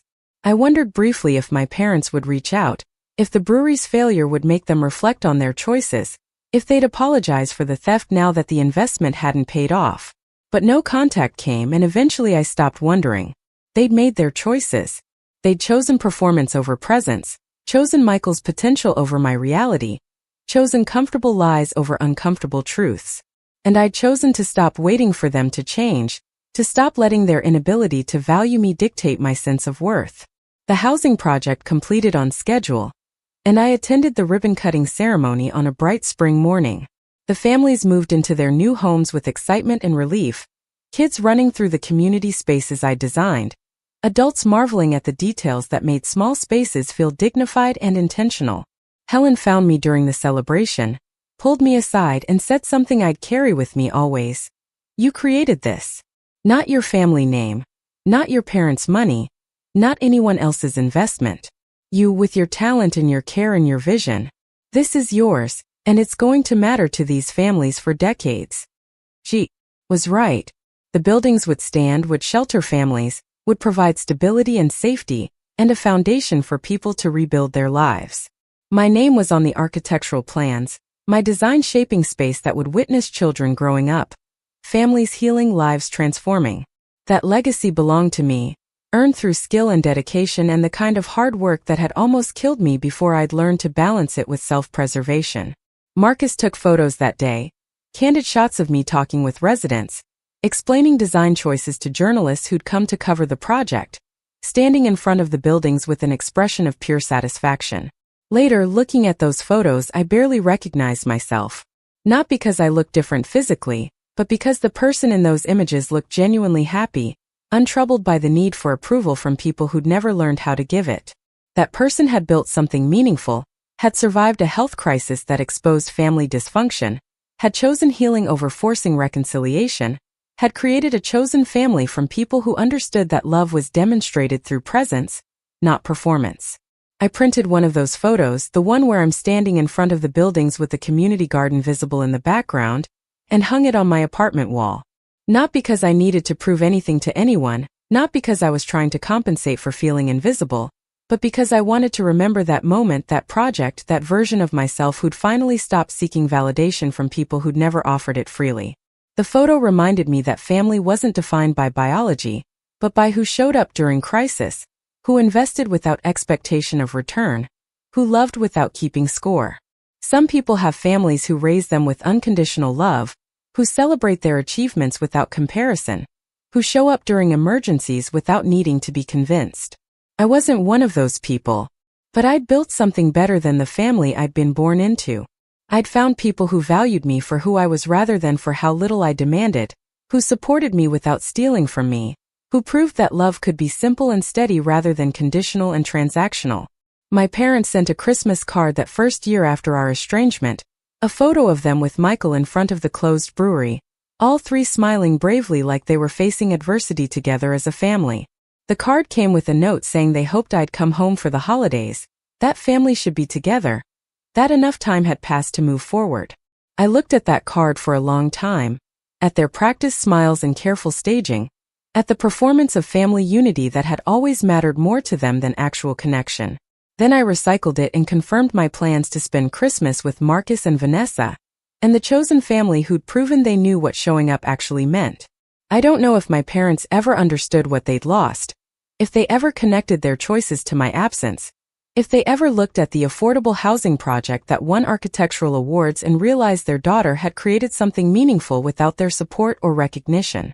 I don't know if Michael ever grasped that his dreams had been funded with money stolen from his sister's future, that his parents had damaged one child to support another. I don't know if they ever changed, ever grew, ever learned to value all their children equally. But I know that I changed. I learned that love isn't supposed to hurt, that family isn't supposed to require you to set yourself on fire to keep others warm, that your worth isn't determined by how much you can endure without complaint.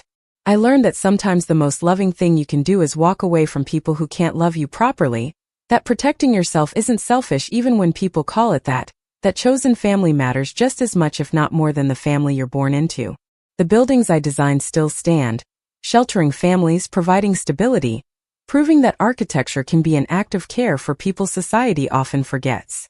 My heart recovered, stronger for having broken and healed, more resilient for understanding its limits. And I built a life in Portland surrounded by people who show up, who invest without resentment, who love without conditions, who prove that the family you choose can heal wounds the family you're born into created. That's the family that matters. The one that appears when you collapse, that brings soup to hospital rooms, that helps you set boundaries and respects them, that celebrates your achievements without diminishing them through comparison. The one that proves love isn't about blood or obligation but about consistent presence, genuine care, and the simple revolutionary act of showing up. Up next, you've got 2 more standout stories right on your screen. If this one hit the mark, you won't want to pass these up. Just click and check them.